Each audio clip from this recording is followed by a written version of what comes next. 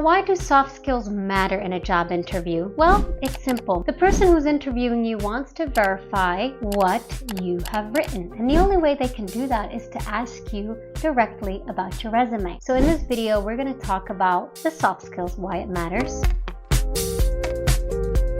For those of you who don't know me, I'm Alice, a communication coach and an online educator who just loves to talk about anything related to technology and human behavior. What is really important is soft skills, human skills. Fundamentally, these are your core competencies as a human, and they reflect how you interact with others in a team environment and how overall you fit into the corporate culture. Companies are made up of people, and people have needs and preferences. It's all about balancing what everybody needs. Of course, you all have a mission to adhere to what your boss has to say, to drive the company's vision forward. But guess what? Who drives that vision forward is the CEO, and who communicates what the CEO wants? The CEO himself or herself. So at the end of the day, it still comes down to soft skills. From my own experience as an interviewer, whether it is from my YouTube channel, I don't want to judge anybody. I actually don't really care what's on the resume. I care who the person is, how they're able to answer questions. Because again, the skills are there on the paper, but I want to see in real time if this person those skills. So for my YouTube channel, I was looking for a video editor, and Ashgar, my guy, he's actually editing this video. I gave him a video to review and edit, and he did an excellent job, and he communicated really well what his skill sets is. So we connected, and there was a match in the soft skills. For me, I was looking for somebody who works well in a team, and these are two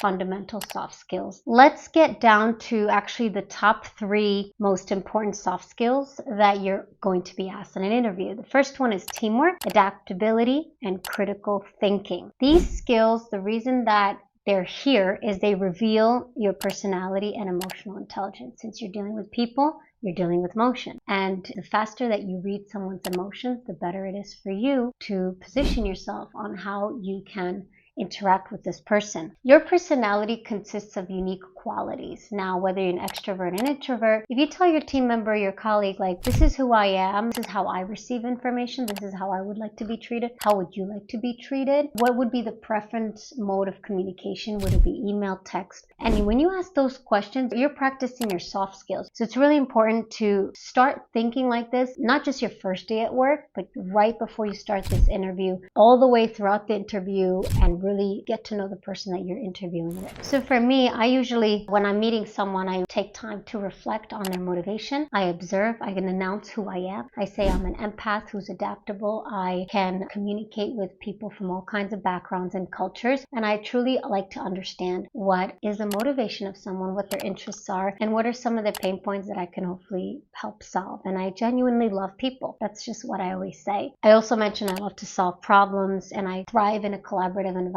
where we could pull together resources and brainstorm creatively on how to solve a problem. Here's a tip. After you've prepared for your interview and you've written down your soft skills that you want to discuss in the interview, or if you just talk about those soft skills during the interview, feel free to ask the interviewer. If they ask you, how do you solve a problem on the team? Now, if this is your boss or your colleague, you can ask the same question. So I've mentioned to you how I've solved a problem. How would you go about solving it? What's the normal standard procedure in solving problems? And you're trying to get as much information from them as they're trying to get from you. Everybody gets really worried about interviews and makes up different stories or stresses about how they fit. They want to put themselves in this like picture perfect box. The thing is, as much as you're trying to get the job, they're also trying to see if it's worth their time and money investment in you. So the more authentic and honest you are, the better it is for you to find the fit. Interviewing is like dating. You know how you go on dates and then you rehearse your script, you talk about who you are, you only list the best qualities. Well, sooner or later, you're going to find out who the person is, and that person's going to also challenge you and ask you those questions. So just get to the point in an interview. It's much easier, so you save time and headaches. So like I've said, dating, right? It's a two-way street. When somebody asks you questions, you have every right to ask questions. And I think we miss this in interviews. I think a lot of people, they just answer questions. They're very robotic. Remember that even if you don't land the job, each interview helps you understand yourself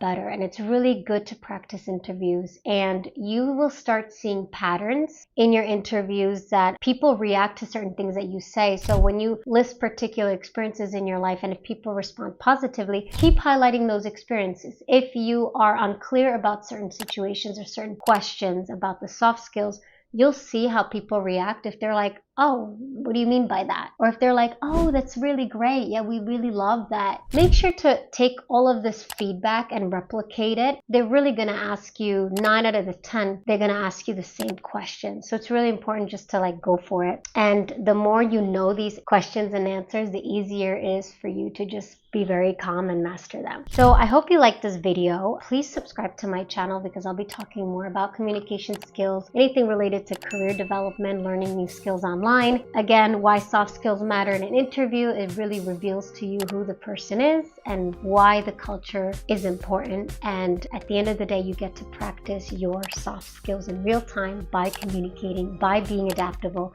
and working with a team directly with the recruiter or the colleague who is interviewing you. That's your way of practicing your team building skills. Please leave a comment below if you like this video. I take these comments seriously. And in the next episode, we're actually going to talk about why we're procrastinating. I had a girl on the channel ask me this question and I had to think about it. Why is it that we're procrastinating? And honestly, we think it's a bad thing, but sometimes it's a good thing. And I'll tell you why procrastinating is a good thing in the next video. Thanks for watching.